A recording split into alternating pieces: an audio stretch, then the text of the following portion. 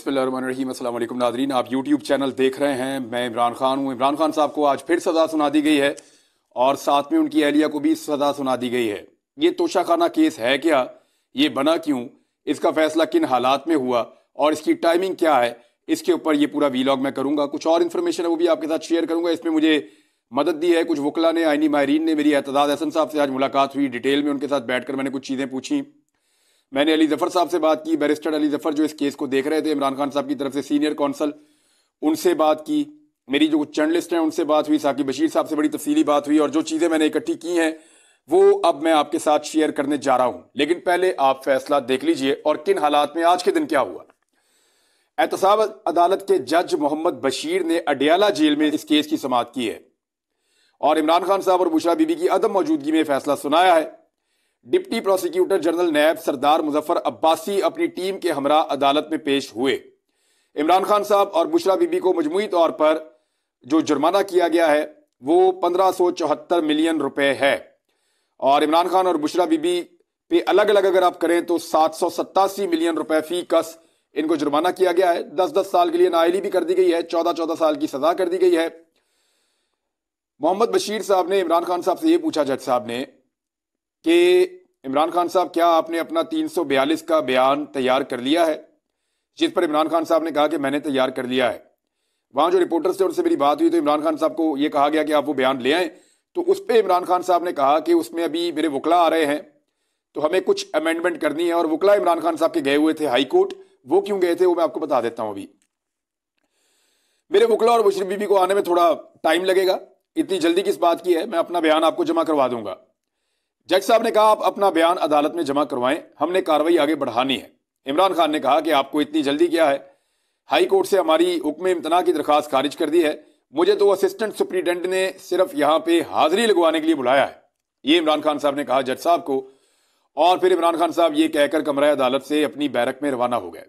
अदालत ने इमरान खान साहब को दोबारा कमरा अदालत में बुलाने के लिए पैगाम भेजा और इमरान खान साहब ने अदालत में आने के लिए तैयार वो नहीं हुए, जिस पर अदालत ने इमरान खान साहब और बुशरा बीबी का नाम पुकारने की हदायत की। उनका नाम ऊंची आवाज में पुकारा गया। इसके बावजूद इमरान खान साहब नहीं आए और फिर इमरान खान साहब और बुशरा बीबी के पेश ना होने पर अदालत ने फैसला सुना दिया। अदालत ने कहा 14-14 साल हम सजा दे रहे हैं, ये जुर्माना है और 10-10 साल के लिए नाअहल भी कर रहे हैं। उसके बाद बुशरा बीबी पहुंची अडियाला जेल और उन्होंने भी गिरफ्तारी दे दी और उन्हें गिरफ्तार कर लिया गया वहां पे। तो एक तो बुशरा बीबी के हवाले से पहले मैं बात कर दूं कि बहुत सारे हमारे यहाँ पे दानिश्वर थे और बहुत सारे लोग जो प्रोपेगेंडा करते हैं PMLN के लिए, वो ये कह रहे थे कि बुशरा बीबी की डील हो रही है, बुशरा बीबी इमरान खान को छोड़ने वाली हैं, बुशरा बीबी के इंकशाफ आने वाले हैं, वो बहुत बड़े बड़े इंकशाफात करेंगी। ये भी कहा गया कि इमरान खान की अहलिया इमरान खान को छोड़ने वाली हैं। ये भी कहा गया कि इमरान खान की अहलिया जो है वो उनके खिलाफ वादा माफ गवाह बनने वाली है और पता नहीं किस किस किस्म के जो है वो प्रोपेगेंडे किए गए।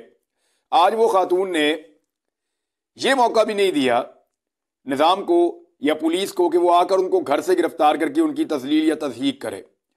वो खुद वहां अडियाला जेल पहुंच गई और वहां पे उन्होंने गिरफ्तारी पेश कर दी, तो फिर उनको गिरफ्तार कर लिया गया।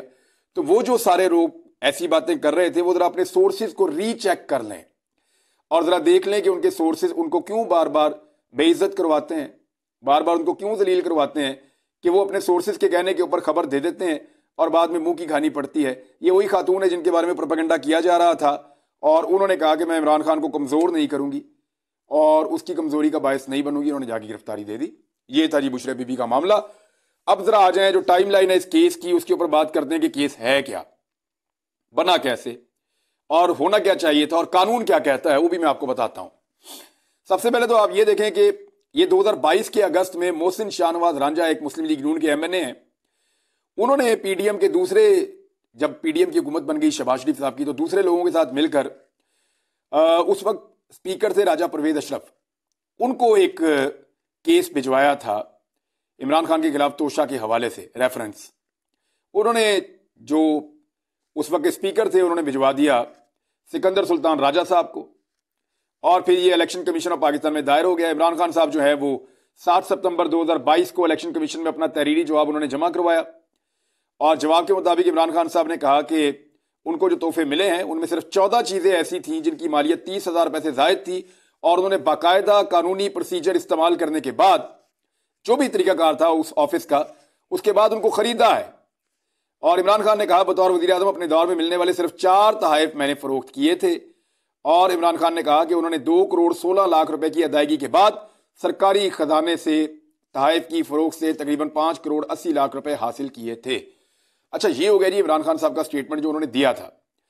उसके बाद इमरान खान साहब के खिलाफ दायर तोशाखाना रेफरेंस का फैसला सुनाया गया 21 अक्टूबर 2022 को और उन्हें नाअहल करार दे दिया गया।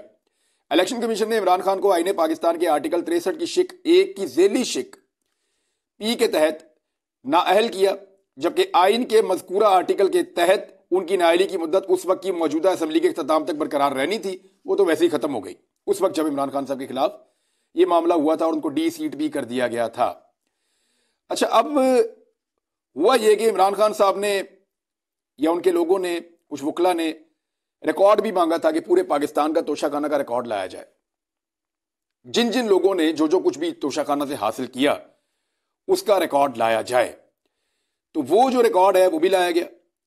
तोशाखाना, पहले जरा आप समझ लें, तोशाखाना एक्चुअली ये एक ऐसा दफ्तर है या एक ऐसा डिपार्टमेंट है कि जो भी पाकिस्तान के ओहदेदारान, वजीर आजम, वज़रा, सदूर या बड़े बड़े जो लोग हैं, वो जब पाकिस्तान से बाहर जाते हैं पाकिस्तान की नुमाइंदगी करते हुए, तो उनको उन मुल्कों के सरबराहान या उन मुल्कों के लोग जो उनको तोहफे देते हैं, कीमती तहाइफ, वो तहाइफ एक्चुअली उस बंदे को नहीं मिलता, वो तोहफा उस मुल्क को मिलता है, उस मुल्क की इज्जत होता है। तो पाकिस्तान में एक कानून बना हुआ है, तोशाखाना का एक पूरा सिस्टम है, उसके अंदर वो तोहफा जमा हो जाता है। अब वो सिस्टम कहता है कि अगर आप अपना तोहफा खरीदना चाहते हैं तो आप खरीद लें, नहीं तो उसको नीलाम कर दिया जाएगा एक खास वक्त के बाद। तो इमरान खान साहब ने अपने कुछ तोहफे खरीदे और कुछ छोड़ दिए। इसी तरह सारे लोग यही करते रहे हैं। अब आ जाए इस केस में हुआ क्या। हुआ ये कि इमरान खान साहब के ऊपर जो चार्ज फ्रेम किया गया ये 9 जनवरी को किया गया है, यानी आज जब फैसला सुनाया गया तो 31 जनवरी है और जब चार्ज फ्रेम किया गया तो 9 जनवरी है। अब इतनी तेजी से ये ट्रायल चला है कि आप अंदाजा कर लें कि 20-21 दिन के अंदर अंदर फैसला सुना दिया अदालत ने। बीच में छुट्टियां भी शामिल हैं। 20 तारीख तक तो क्रॉस एग्जामिनेशन होता रहा आपस में। उसके बाद जो 23 तारीख है उस पर जज साहब छुट्टी पे चले गए, क्योंकि बाद में हफ्ता एतवार आ गया और 23 तारीख पे जज साहब छुट्टी पे चले गए थे। 24 तारीख को ये दोबारा फिक्स हुआ केस, अडयाला के अंदर चल रहा था, अडयाला जेल के अंदर। धुंध बहुत ज्यादा थी उस दिन, उसकी वजह से वकील नहीं पहुंच सके। 25 तारीख को वकील पहुंचे और केस के ऊपर कार्रवाई नहीं हुई। तो 20 तारीख से 25 तारीख तक तो ऐसे ही सारा मामला कटाई में रहा, कुछ हुआ ही नहीं। अब रह गया आखिरी 4-5 दिन का मामला और छठे दिन के ऊपर फैसला आ गया। 27 तारीख को केस दोबारा लगता है।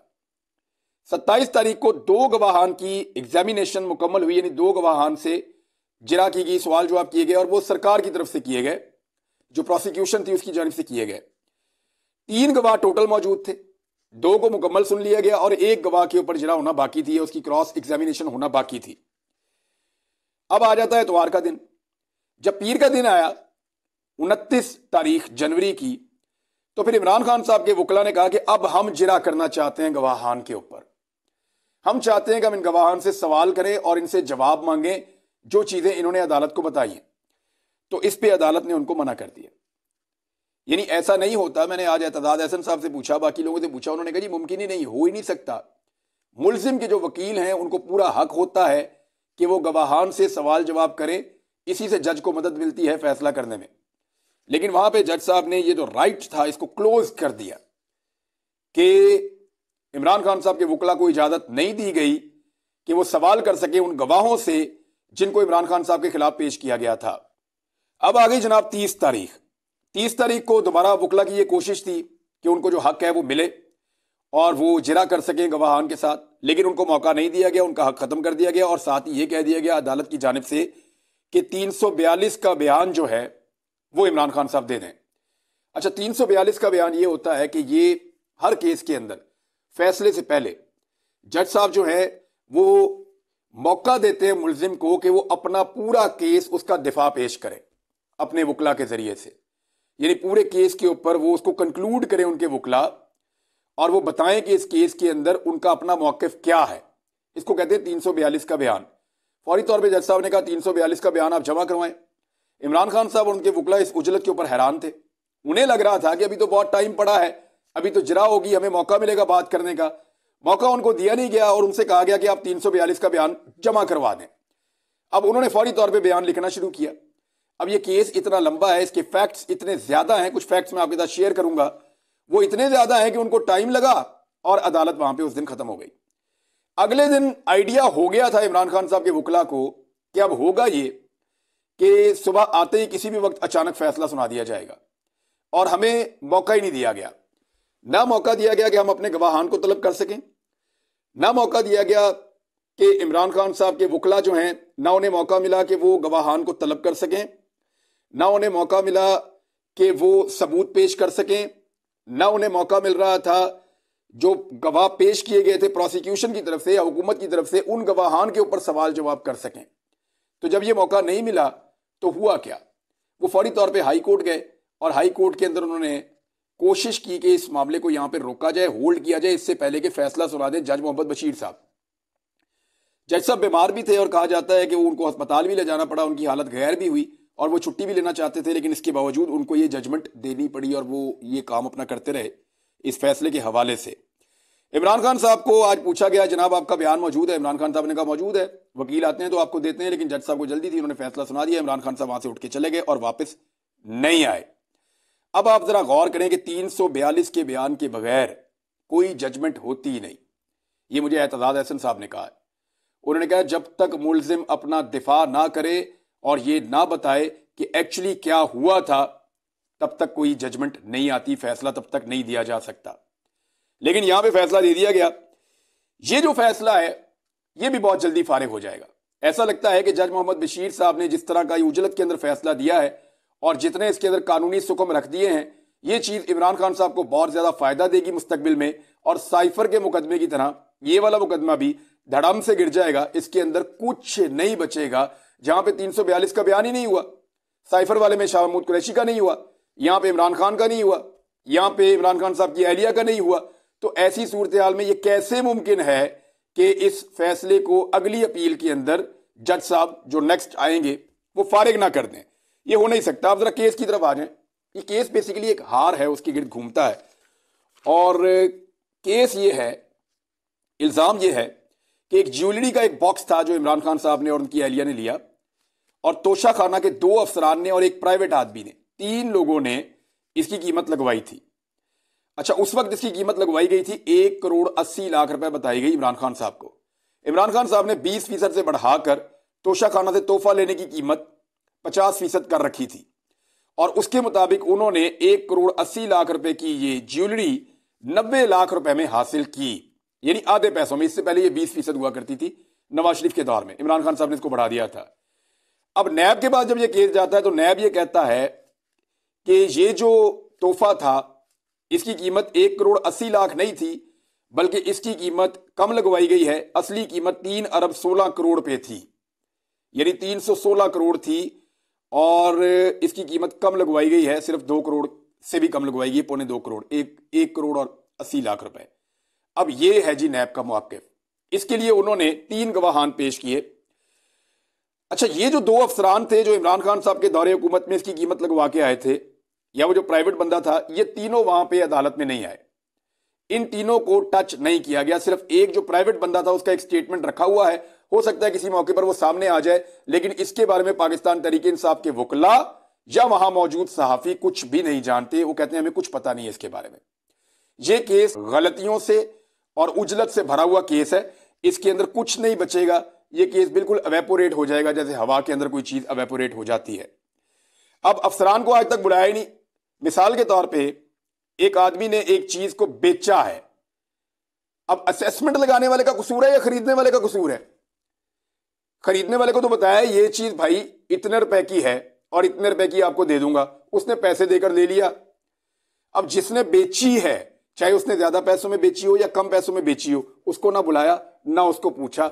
ये हो रहा है जी इस अदालत के अंदर इंसाफ। जो गवाह पेश किया गया उसमें दुबई का एक बंदा है, और वो जो दुबई का बंदा है उसने पूरा का पूरा केस ही उड़ा दिया पकड़ के। जो प्रोसिक्यूशन की तरफ से गवाह पेश किया गया इमरान खान के खिलाफ, वो दुबई का एक बंदा है, वो इंडियन एक कंपनी के अंदर मुलाजिम है, और उस कंपनी के जरिए से इसकी कीमत लगवाई गई थी। उसने 2 ऐसी बातें की अदालत में जिससे पूरा केस ही उड़ गया। नंबर 1, उसने कहा जी एक तो मुझे कोई अदायगी नहीं हुई, और उसने ये कहा कि मैंने एक तस्वीर देखी और तस्वीर की बुनियाद पे मैंने कीमत लगवाई। तो एक तस्वीर की बुनियाद पे कैसे कीमत लगवाई जा सकती है एक ज्वेलरी की, और वो भी इतनी ज्यादा, ये कुछ समझ नहीं आ रही। दूसरी बात उसने ये कही कि उसने इसका वजन ग्राम्स में बताया, हालांकि जो ये ज्वेलरी थी उसका वजन कैरेट्स में होता है, तो कैरेट्स में बताने की बजाय ग्राम्स में बताया, जिसका बड़ा मजाक उड़ा। तो ये दो ऐसी संगीन और बड़ी गलतियां थी जिसके ऊपर इस पूरे केस को उड़ाया जा सकता था कि जो सबसे मेन गवाह है उसने केस को उड़ा के रख दिया, तबाह करके रख दिया। लेकिन इसमें इमरान खान साहब को सजा हो गई है, क्योंकि इस वक्त पूरा का पूरा निजाम उनके खिलाफ है, और ऊपर नीचे दो सजाओं के बाद ये उम्मीद की जा रही थी कि कहीं पे कोई इंतशार पैदा हो जाएगा। लेकिन इमरान खान साहब ने अपनी पार्टी के लोगों को कहा कि बिल्कुल कूल डाउन रहें, किसी किस्म का रिएक्शन नहीं देना।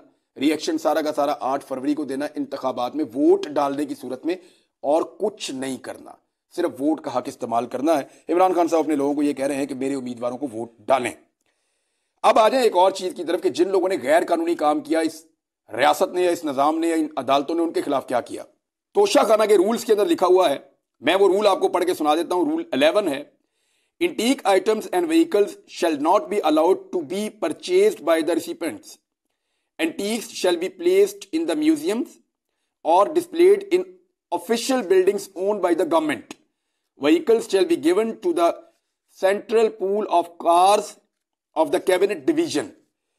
यानी साफ लिखा हुआ है कि जो नायाब चीजें ना, एंटीक्स जिन्हें आप कहते हैं, वो चीजें और गाड़ियां, वो कोई भी तोहफा वसूल करने वाला खरीद नहीं सकता। गाड़ियों के बारे में साफ लिखा हुआ है कि गाड़ियां कभी नहीं खरीदी जा सकती, रूल इसकी इजाजत नहीं देता।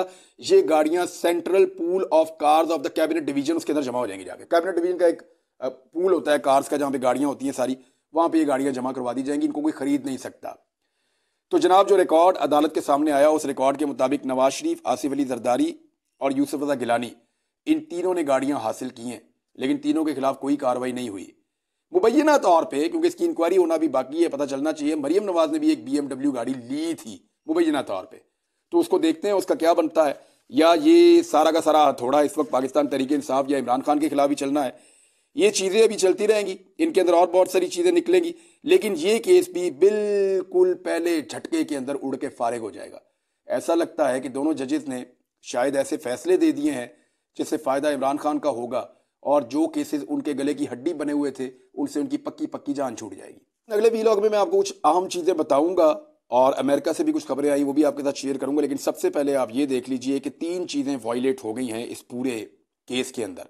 तमाम लोग जो इसको रिपोर्ट कर रहे थे या तमाम लोग जो इस केस का हिस्सा थे, वो ये कहते हैं, नंबर 1, जरा का हक नहीं मिला इमरान खान के वकला को, जो बुनियादी हक है।